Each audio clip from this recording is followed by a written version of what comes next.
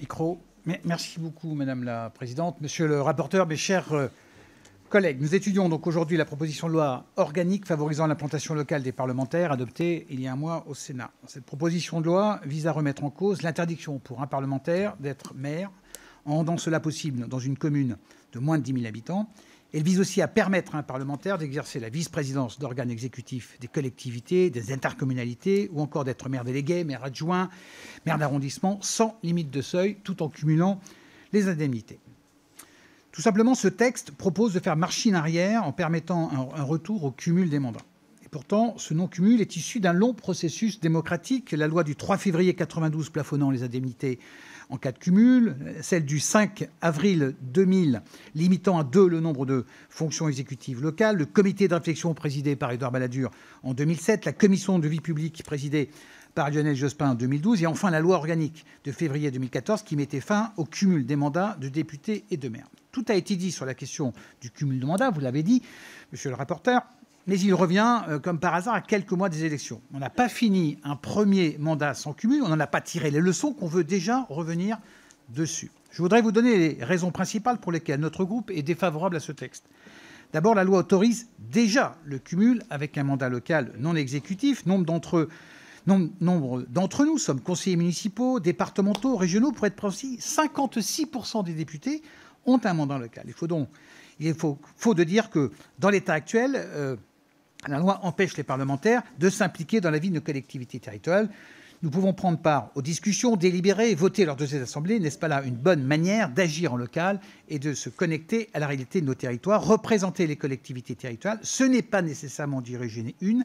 Penser le contraire, comme le laisse entendre cette proposition de loi, est un peu un manque de respect pour le travail des 500 000 élus locaux. Deuxièmement, le seuil de 10 000 habitants me paraît arbitraire. Vous avez des amendements qui le bougent, mais il me paraît arbitraire, donc avec un vrai risque constitutionnel. Mais surtout, ce seuil est contre-intuitif et traduit, à mon avis, une mauvaise connaissance du travail du maire d'une petite ville ou d'un village. Ces derniers ont très peu d'agents, un conseil municipal réduit et souvent tout repose sur eux dans leur commune. Leur administré les appelle quand il y a un problème, ce sont eux qui s'occupent des appels à projets ou trouver des financements. Comment pourraient-ils exercer un mandat de député en plus? A contrario, les maires de grandes collectivités ont des directeurs de cabinet, des services pléthoriques et de nombreux adjoints qui pourraient, pour le coup, passer facilement 2 ou 3 jours à Paris. Troisièmement, la charge de travail. D'après le dernier baromètre AMF-CVPOF, les maires des communes de 1000 à 3500 habitants consacrent 35 heures hebdomadaires à leur mandat. Cette charge de travail s'élève à 45 heures pour les communes de 3500 à 10 000 habitants. Maire, c'est un engagement à temps plein. Et qui peut dire ici que le député n'est pas également un mandat à temps plein, en particulier avec le développement de sa fonction de contrôle. Nous n'avons besoin ni de demi-députés, ni de demi-maires. Quatrièmement, certains voient dans le cumul de moyens le moyen de faire avancer les dossiers à Paris. Est-ce ça que nous voulons? Un député qui pourrait privilégier telle ou telle commune de sa circonscription? Faudrait-il donner le siège de député à tous les maires pour que les dossiers avancent? Comme le disait Michel Debré en 1955, le cumul des mandats est un des procédés de la centralisation française. Enfin, les députés, quand ils sont dans leur circo, et vous l'avez reconnu, sont sur le terrain, au marché, sur les bords d'un terrain de rugby ou dans leur permanence, ils sont en contact continu avec les Français. Il est, de mon point de vue, encore trop tôt pour faire le bilan de cette mandature, mais la loi limitant le cumul des mandats a apporté un important renouvellement de la classe politique, son rajeunissement, sa féminisation.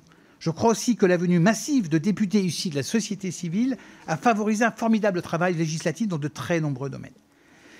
Pourtant, votre PPL effleure de vraies questions, monsieur le rapporteur. Comment réaffirmer le rôle du parlementaire encore méconnu par nos concitoyens? Faut-il limiter le cumul horizontal des mandats locaux? On peut être aujourd'hui maire, président de PCI, conseiller régional, vice-président de son PETR, etc., etc. Il faut aborder cette question. Comment améliorer l'information et le travail des parlementaires sur le terrain avec les services de l'État et avec certains élus? Vous l'avez également dit. Comment réduire le processus de technocratisation des charges des exécutifs locaux?